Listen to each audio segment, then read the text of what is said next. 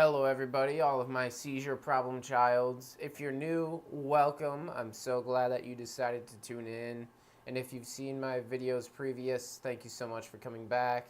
Again, we're here to share, cut the learning curve, make less emergency room visits, have less seizures, live our life on our own terms, not live just simply in between seizures and in fear that we may have a seizure, and live our life. Last video, we just kind of talked about general stuff, introduction. So this video, I thought that I would get a little bit more into the story of my diagnosis, how things came about. Last time I talked about how that there were 3 specific times that I thought I was going to die. So I thought I would just share that. Along at the end, I'll share a few things, such as how I figured out how to get financial aid for a really expensive medicine.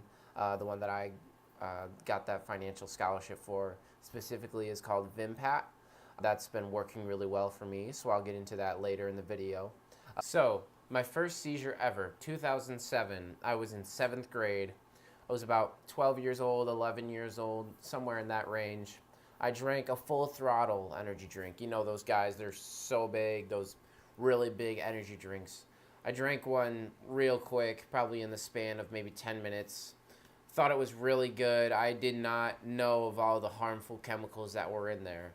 Drank that stuff really fast, and then shortly afterwards noticed that my left side vision, peripheral vision in the left eye, was pretty much shot. It was almost all gone.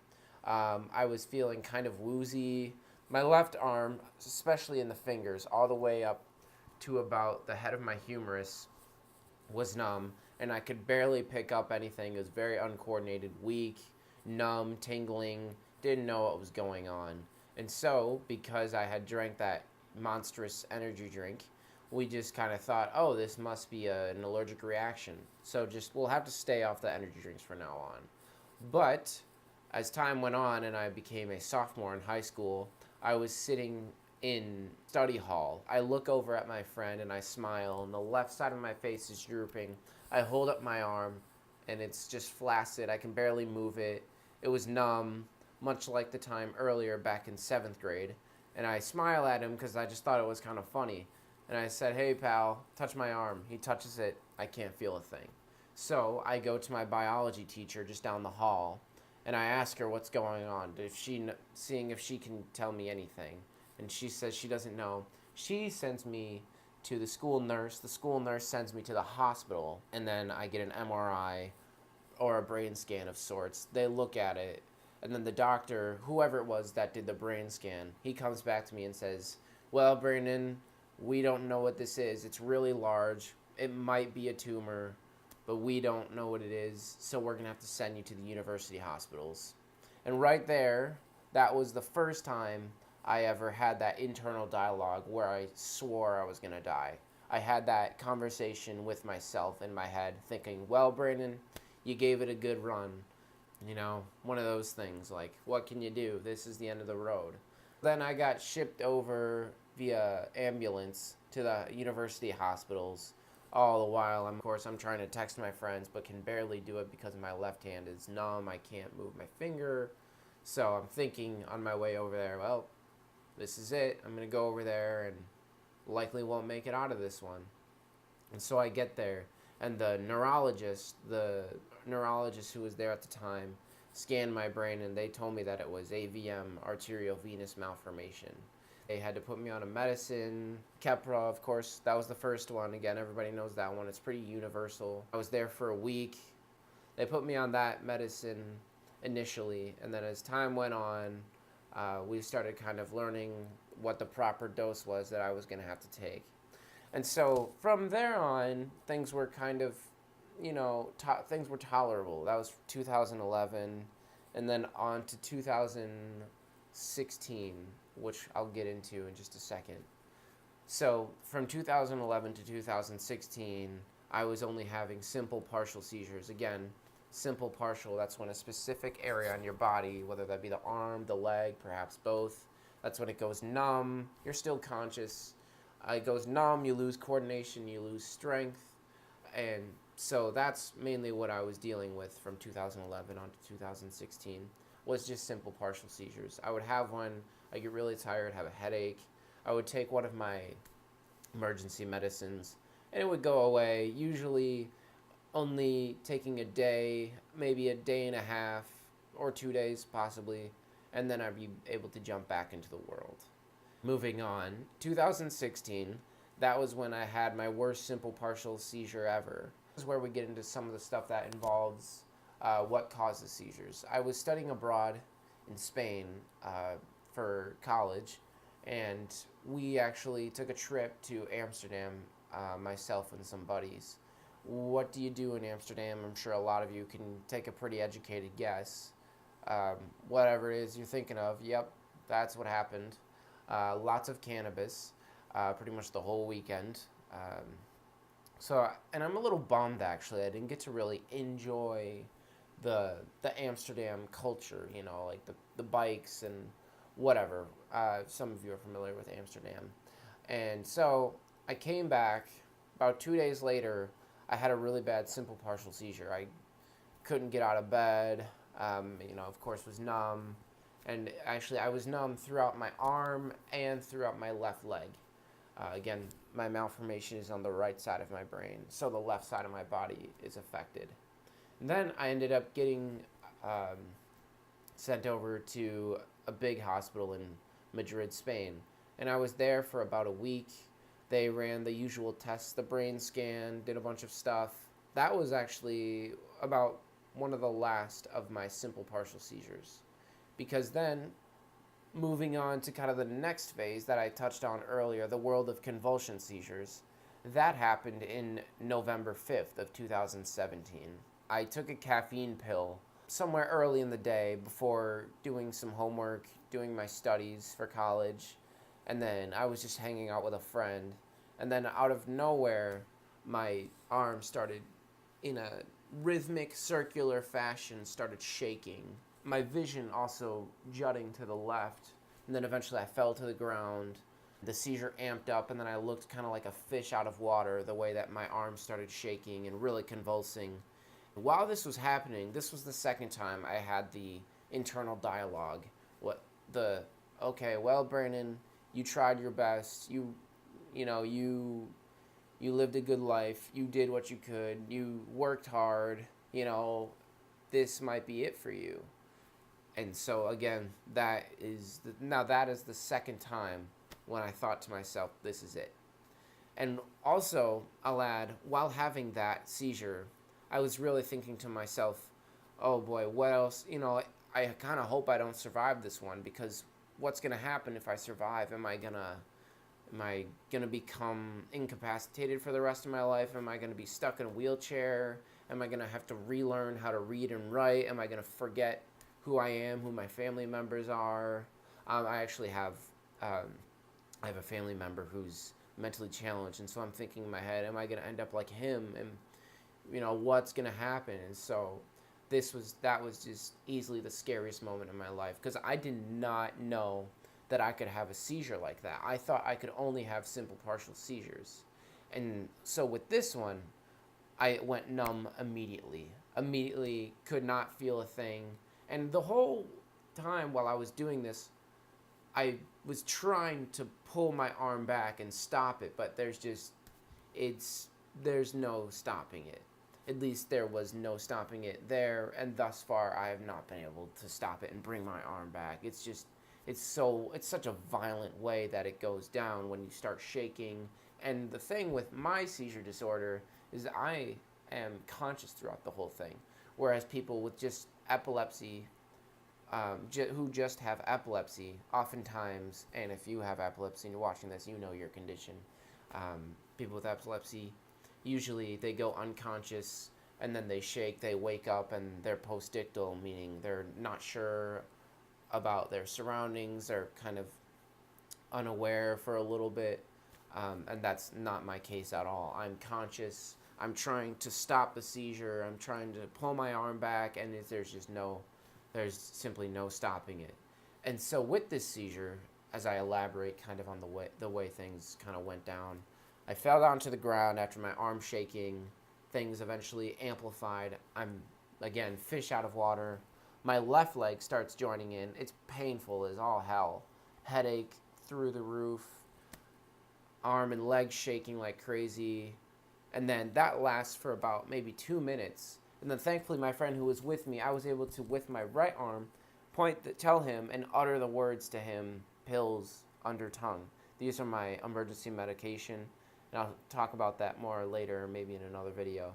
And so he puts that under my tongue. Thankfully, after 2 minutes, which felt like an eternity, that ended. My seizure was over. And then I was sitting there. Everybody's around me now. Students, public safety, the emergency staff. People are calling for the ambulance and all that stuff. I'm laying on the ground. They're all looking at me, asking me stuff. Asking me questions like, what's your name, blah, blah, blah, all this stuff. And then they ask me if I feel okay, and I'm just laying there. About another minute passes, I'm laying down, and then all of a sudden another round of convulsing starts. I have another seizure, these back-to-back seizures. And they put another one of the meds under my tongue. Afterwards, that one lasts about a minute. It didn't last as long, but of course I'm scared to all hell because another one happens. Kick a man while he's down, right? And then eventually that one stops. My worst headache of my life. Just like I got jumped by a gang, like I got beat up by 5 people. So I'm sitting there, thankfully remembering my name, remembering my surroundings. So there's checkpoint number 1. Okay, good. I don't think I'm going to have to remember how to read and write because it's all clear in my head at least. So I get rushed to the emergency room again.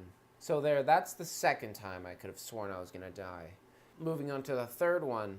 This was in the spring of the following year. I went for a late night bike ride, which was stupid. And I went up a big hill, and if you know anything about me, I'm super competitive. I always love to push it. So I'm going up this big hill, I'm pedaling like crazy. I'm really working up a sweat, lots of lactic acid building up in my legs. And then I'm biking down a random neighborhood driveway. I'm not familiar with this area of town.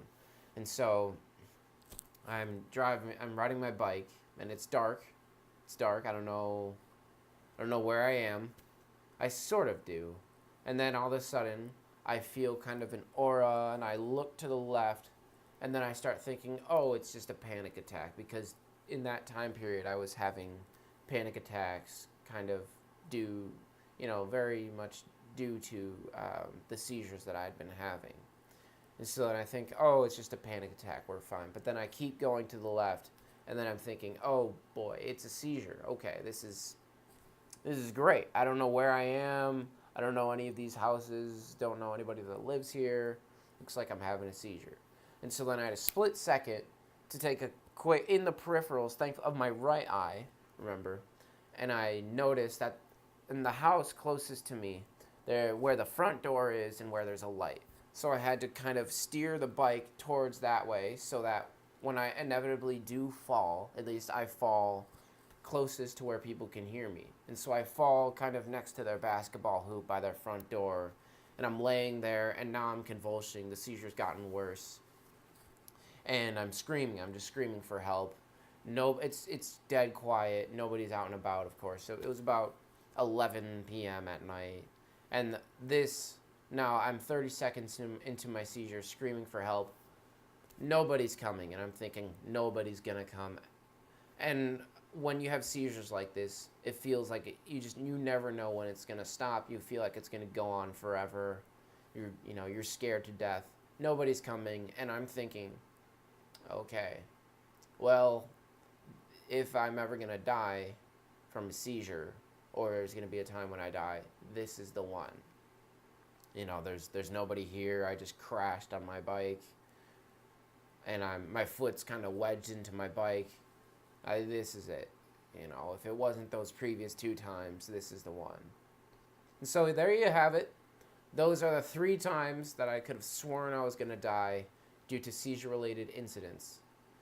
And so I know it's not the most kind of fun thing to think of, not the biggest, list of things not the most exciting list of things that you would ever want to see or hear about or watch, but it's just kind of interesting, I guess. Thought it'd be something I'd share with you. But let's recap kind of everything I went over there at first. So that first seizure I told you about when I was in seventh grade, and I drank that thing of, I drank that energy drink.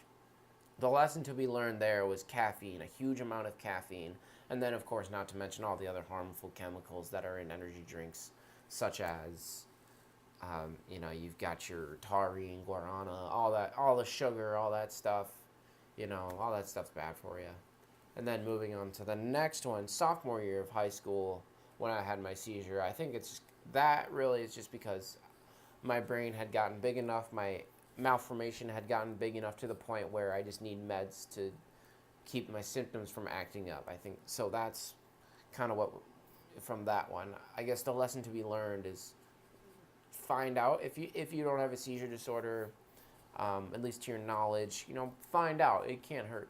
Still get a scan, whatever. I really encourage that you do that.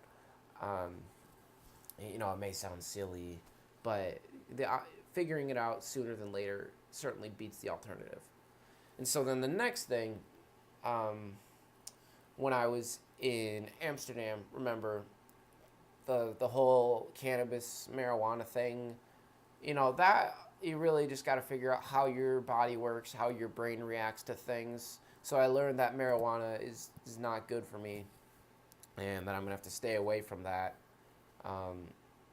And there's even more on that later because I've got plenty more seizures from my seizure diary that I was gonna share. So the next one, November, like I said, I had a caffeine pill. Don't do that. If you're tired, I would say, as far as drinking coffee, caffeinated coffee, that's really going to have to be up to, how you've learned that it affects you. But I would say don't take a caffeine pill. It's an unnatural amount of caffeine in just a little thing, in just a small substance. And so I can tell you without a doubt that's what caused that seizure that day, and why it was so violent, because I had so much caffeine in just a little thing. Like, that's a burst of caffeine. So I know for a fact that is what caused it. So moving, and then on to the third one, when I was riding my bike in the middle of the night and had that seizure, I'll tell you exactly what happened. A couple days before that, I smoked an uncomfortable amount of marijuana, because I remember after smoking the marijuana that I did, I was uncomfortably under the influence. And then I went for a bike ride the couple days afterwards. And so usually the way it works is, the withdrawal from the marijuana and the pressure that it puts on your head is what causes the seizures. Or at least has done that to me in the past, from all the seizures I've journaled. And then I decided to go for a very strenuous bike ride up a big hill. So you have with the withdrawal and the stress that marijuana causes on your head, on your brain, and then you have the physical exertion. That's a recipe for disaster, especially in my case with my brain, with the huge malformation that I have. So hopefully there's something to be learned there, and that's kind of my little story here. I hope you got something out of that, maybe learned something, or were able to get some insight. Think about something in a certain way that you perhaps didn't think about before, or didn't see. Like I said, I'm just sharing what I learned, and dropping little tidbits of knowledge, hoping that you can get something from it, so you don't have to go to the emergency room as much, have less seizures, go out there and not have to worry and not live in so much fear, and hopefully, learn the way that it works for you. So I'm just, like I said, just sharing what I've learned, what works for me. Lots more on that. Oh, and I'm going to share a little bit about that financial aid for the medicine that I was talking about.